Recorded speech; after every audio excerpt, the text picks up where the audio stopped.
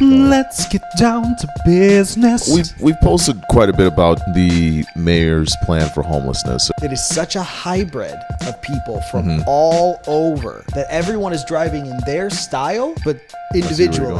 I feel like I could have been there for you a little bit more. Your first, life or death moment. You just did a ride along. How was that? It was pretty cool. Yeah. We are recording. This is the fall edition. The fall edition. We're all my dressed pants match the couch. Yes. Apparently. Yeah. But they're very fall colors. You got a very nice fall theme. Right. Thank you. Going. I now shop at like one store. It's that one store we saw on 12th South, right? Yeah. But actually, these are at Target. Okay. For like $22. I don't remember the last time I saw corduroy. I know, but right? Here you are. I never wear corduroy, and I think this is like a cheap corduroy. Yeah, but you're rocking it. And what this is the Nashville News Podcast. This is it? Yeah. If you didn't know, that's what we're doing right now. Oh, right now? Right now. There's James, actually a camera right over there. How long has that been going? Oh, a while. Okay, well, now I'm on the spot. Yeah. It's like you've been a reporter for how many years, but you don't see the you don't recognize a camera or a light pointed at you. You're like, I had no idea. This whole time? Sometimes you just get comfortable, you know what I mean? And they put the camera in front of you, and now you feel like you're on the spot. I know. But what's going on in this Nashville world? What are some stories that you've been paying attention to, or just interesting things? Well, we've posted quite a bit about the mayor's plan for homelessness, and this is part of something that I'm obviously working on for Nashville News, but also, of course, News Channel 5. Of course, doing a much broader story on homelessness. And one of the things that caught my attention early on is we're talking about spending all this money to help this issue of homelessness. Micro homes has come up multiple times. Okay. Micro homes, literally small homes. Yeah. Is it the ones that are like on wheels and they place them, or it's like little, like they're built? They are micro home communities. So they are like cool. Tiny, maybe a fraction of the size of this room. Okay. Nice.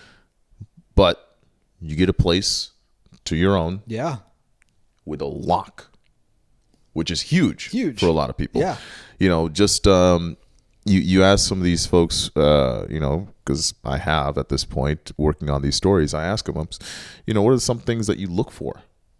What will get you out of these circumstances into something much better? And they'll say, I need a place where I can put my stuff, a place that I can lock. Yeah.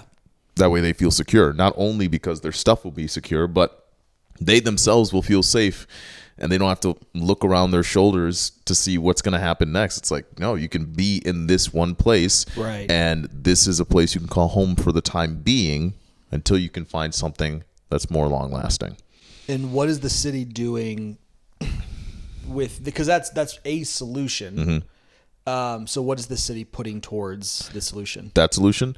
They've got $9 million budgeted from their $50 million plan for homelessness. And this is this is federal money. So it's not necessarily, coming directly from the Tennessee taxpayers. This is like federal money that they've sent out to every state. And we're using some of it here in Nashville for homelessness. Got it. Now, $9 million is for gap housing. And that's literally money that will help you go from homelessness to something that's in between, where you have like temporary housing, like a micro home. And then eventually you can make it from that point into a standard home. There's a community that people build being in the homelessness encampments. Yeah. Like when you go there, you see other people who are like you in these similar situations. Right. So imagine taking you out of that and putting you in an apartment. It's tough. Could cause some issues. Now, is that like a concern that is being stated by homeless people? Yes. Okay. Yeah. Because, a lot of them, they will literally go into some of these gap housing, situations, and then realize that it's not for them. And where do they go? Back to the encampments. What's the like the local government is putting money towards that, Yeah. what is the community response to this money? I think people are skeptical, but for the most part, a lot of people are okay with the money being used. They just want to see it used wisely. Got it. Now, sure, I think everybody can agree that they want to see that, especially if It's a lot of money if we only get this once, like Right. use it Use for it the right well. reasons and use it well. But this is some of these things are ideas that still haven't been completely hashed out, like micro homes. We don't know where we would put them. We don't know how much we would spend on them. All we know is that So it's we're just gonna, it's just an idea. well, right now. it's an idea that has the money available. Just figuring out it's all like the other details. it's like if you came to me and you said, Levi, I've got this great idea, and I said, great, here's $25 million. Yeah. Be like, oh, Just- great, let's yeah. do it. Yeah. And you're like, oh well, okay, now I gotta figure it out. yeah.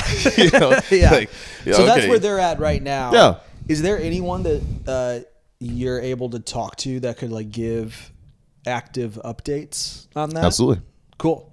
It'd be interesting to get like weekly or bi-weekly Oh, yeah. updates on like, hey, cool, has any decisions been made yet?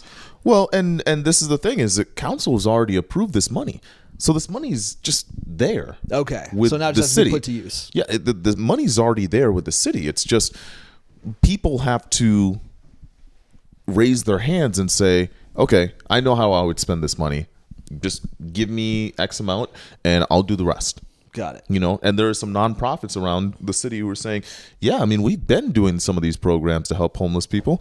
Yeah, but just fund our projects. And the city's like, yeah, Oh, cool. Okay. So there's things that are happening that are actively being put in place there are to make things- this happen. There are things already happening. There are things that were in the works already and are just now being funded with more money. So this isn't something that will be figured out overnight, but I think we're heading in the right direction. Awesome. So, I mean, it's much better than the plan that we used to have here in the city, which was, and I don't know if you know about this, we used to literally give people like bus tickets to No. different cities. Oh, jeez. I So did not know that. we would connect with people experiencing homelessness and say, where would you like to go? Give them a ticket. They're gone. Wow. That wasn't that long ago. No, yeah. I'm glad that money is being put to helping the current community. It's Well, great. I mean, it's this is something that's been years in the making, James. Yeah. So the city's talked about this for a very long time. Now we have this $50 million that's here to help out, and it's something that we've never had before. So Yeah. of course people are a little nervous about how it's being spent, and if one thing goes wrong, well, everyone's thinking, well, be upset. this, Yeah. you could have done this, you could have done that. The last thing we want is to be in the same position 5 years from now without $50 million. Like Right. it's just gone. Yeah. And nothing changed. Yep. But hopefully that won't happen. Hopefully, James. Hopefully. So the president just announced some Reform. marijuana reform. Mm-hmm. How does that potentially impact a lot of? Because it's like the first move, right? It's kind of feels like the first move to potentially Decriminalize it. decriminalize it and all 50 states. Like, did you think that that's? I feel like that's where we're headed. Maybe not in 6 months. I mean, it's a big step for the president to say something Right. about it. Yeah. But I think President Joe Biden, is looking back at some of the promises he made during his campaign, and this is one of them, saying, we need to find a better way because there are a lot of people sitting in jail for simple possession of marijuana. Yeah. And Wild. those folks should not be there. I mean, our jails are crowded enough as is.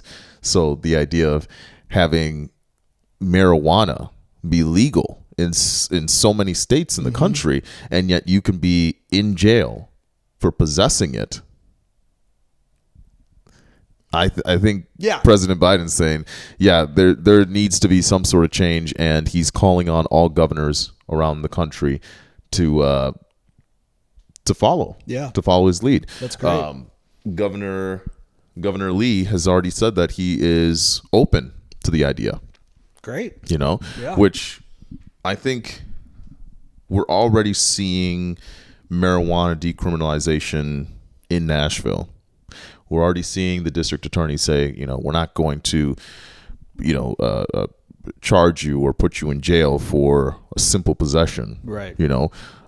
If you're hauling crazy amounts of weed across state lines and such, okay, well, that's a different situation. Yeah. But if you're caught with, however much, like half a gram or something like that, or whatever it might be, it's like, okay, move on. I'm not putting you in jail for this. Because there's so many.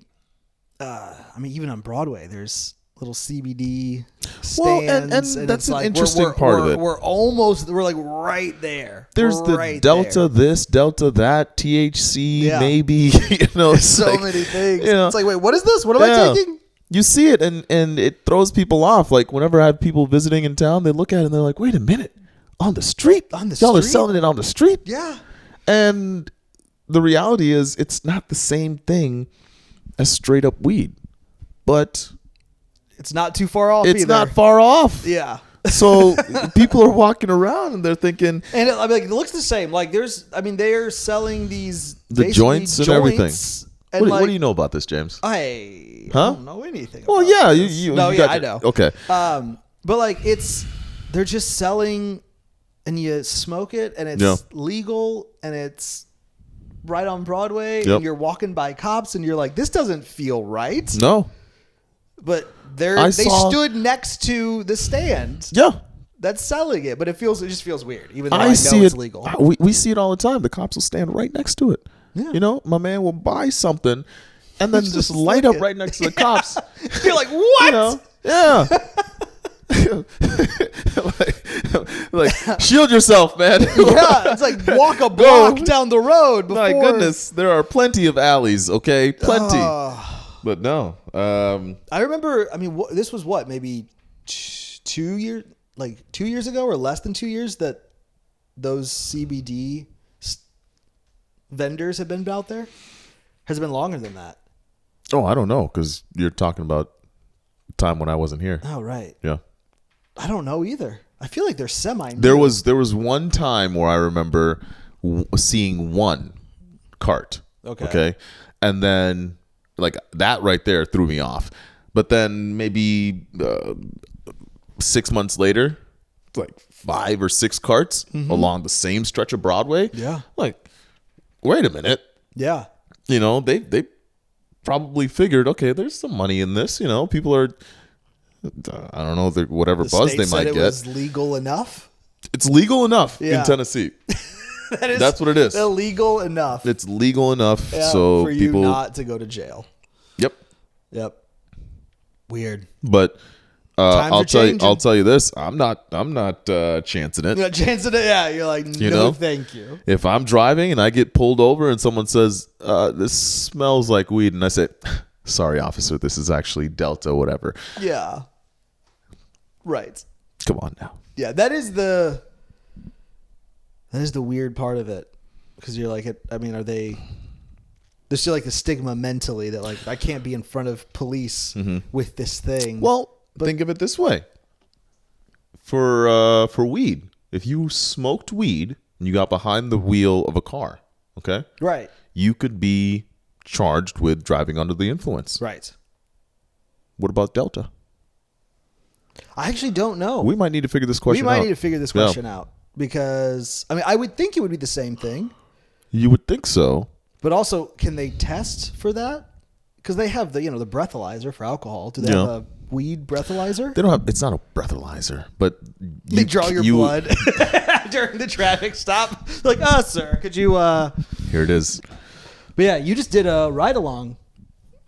How was that? It was pretty cool. Yeah, it's pretty awesome. What did you have to show up early in the morning, late at night? It was an early in the morning kind of thing. We got to see. It was like a Friday morning. The trooper picked me up. Trooper Campbell picked me up. Nice. And we did a loop around Nashville and pulled some people over. It was a Friday morning where the way he described it is like a lot of people are just trying to get in and get out of work. You know what I mean? Yeah. So the traffic was crazy, but there are some people who were just like speeding just to get to work. And he's like, "Yeah, we're gonna find a couple of them." My man drove right by us. Okay, literally, we were in the fast lane, and my man was on the right hand side, just zoom, and he's like, "Is this guy just gonna pass me?" I said, I think he is. And he's like, "Nope."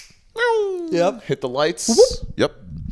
And we pulled him over, and he's like, it's like an 18-year-old kid. Yeah. Late for work. Yeah, This is get something I thought was interesting. I didn't realize just how much discretion these guys had for writing tickets. Really? I thought it was like if you see someone just zoom by you like that, going 20 miles per hour over the speed limit, yep, you light them up. Yeah.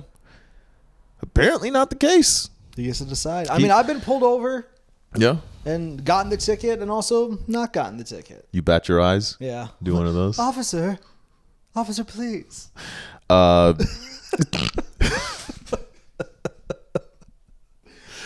no, the Trooper Campbell is like, you just use common sense.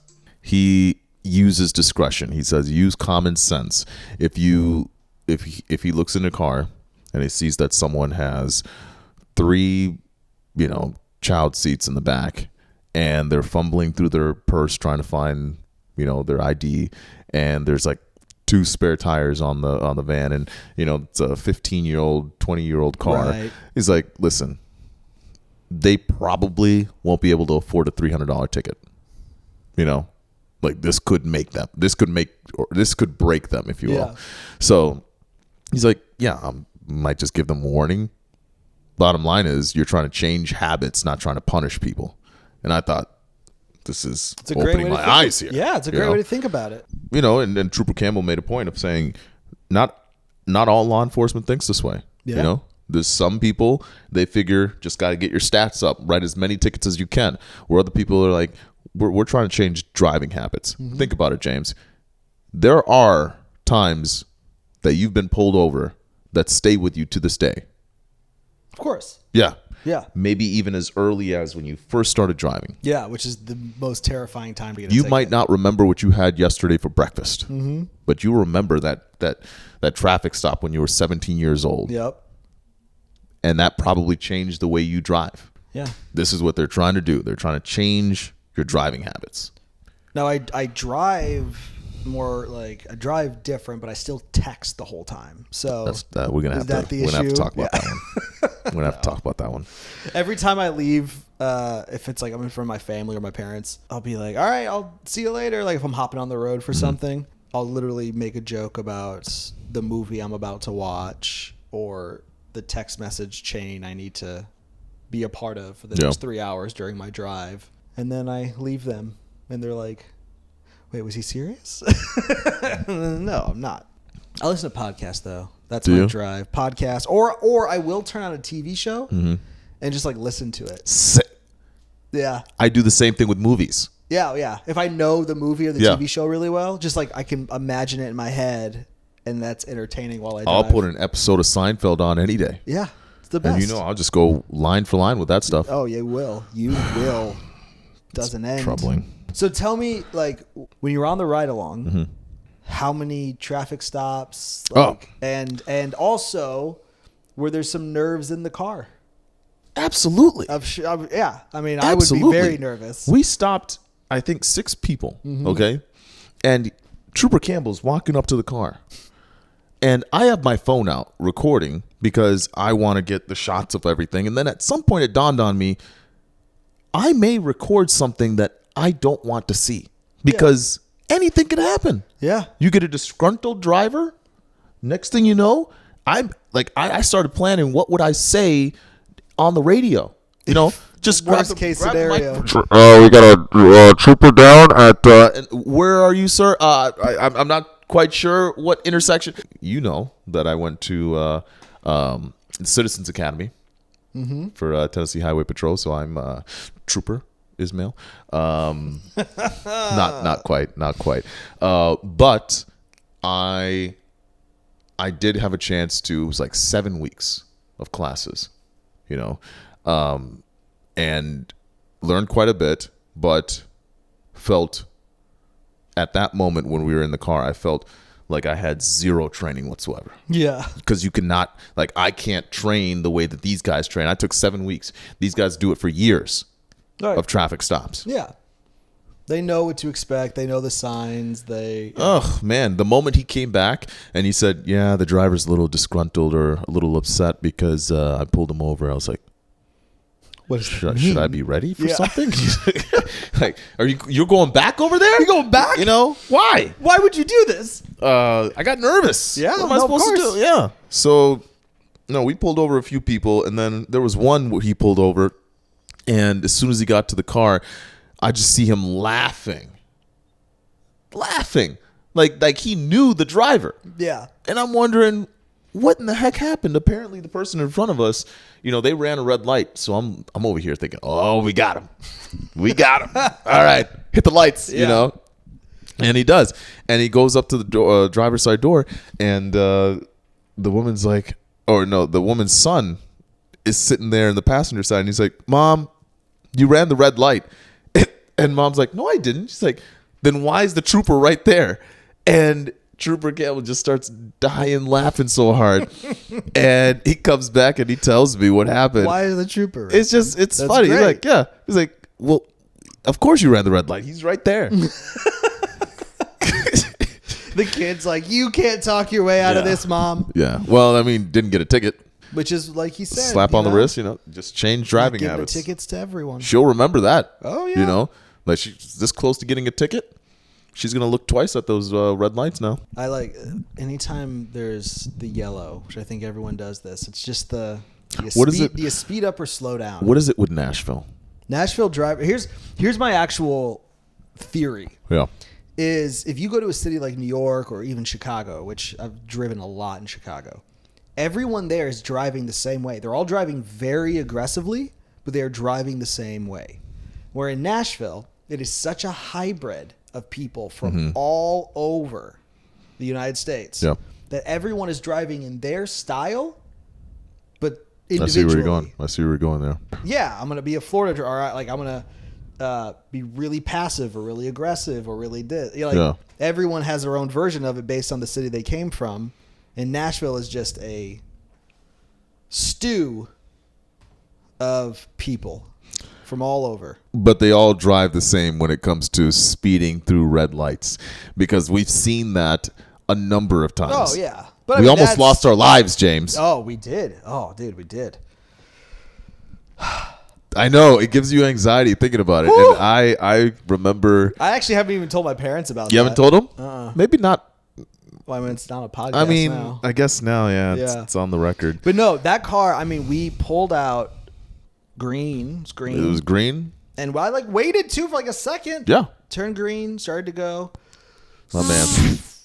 God. Felt the wind on the front of our, the car shook a little bit. That's not me. And I was like, that was it. We would have died. Here's the thing. I would have absolutely died. Yeah.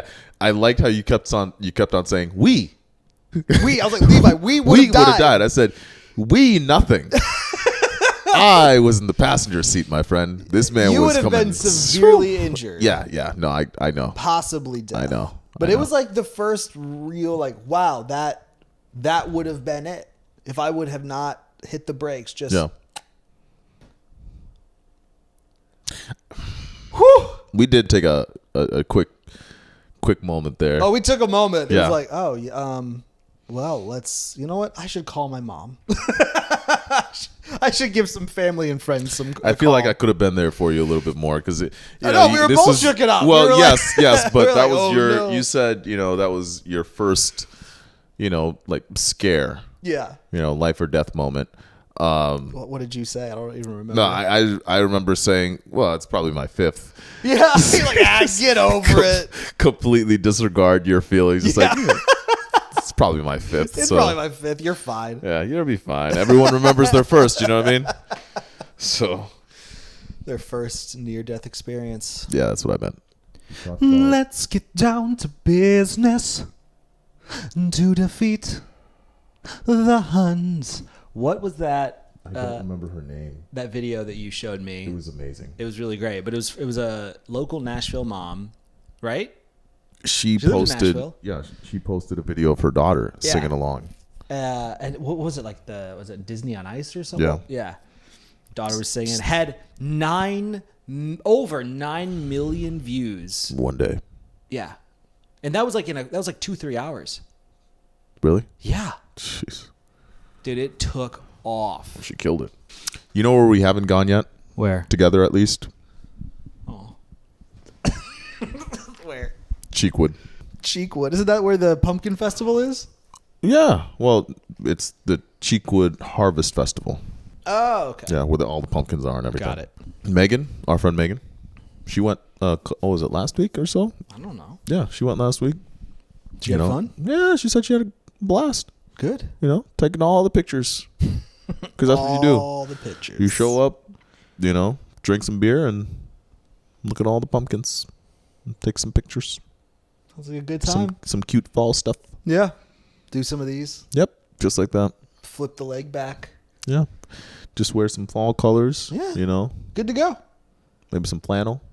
Love a good flannel. Here we I are. actually do have flannel. That might be the move. We've been saying this for some time now. Mm-hmm. That we need to spread out beyond the usual suspects of where we go.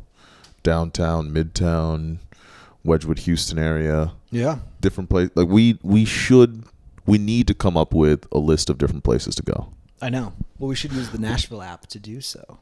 Well, we talked about that. I know. The Nashville app. I do think that could definitely be it, because we talked about like coming up with a fishbowl and putting different places in the fishbowl and just picking it out. We're not doing that.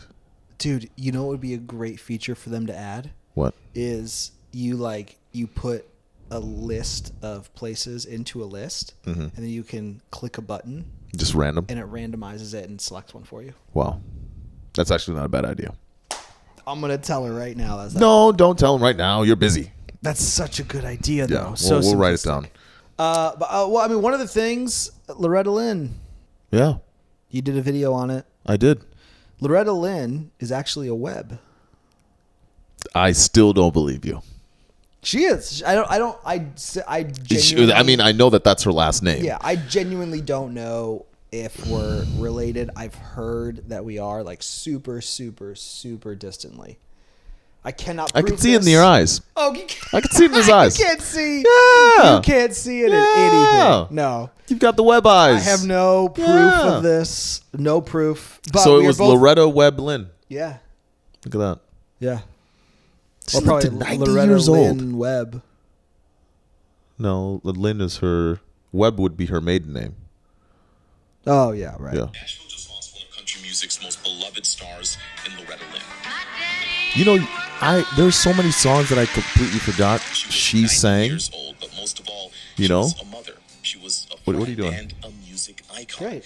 People traveled from everywhere. This is the to video pay you put tribute together. to Yeah, I the know. legend, taking pictures at her statue. You're like, I remember. Oh. I put it together.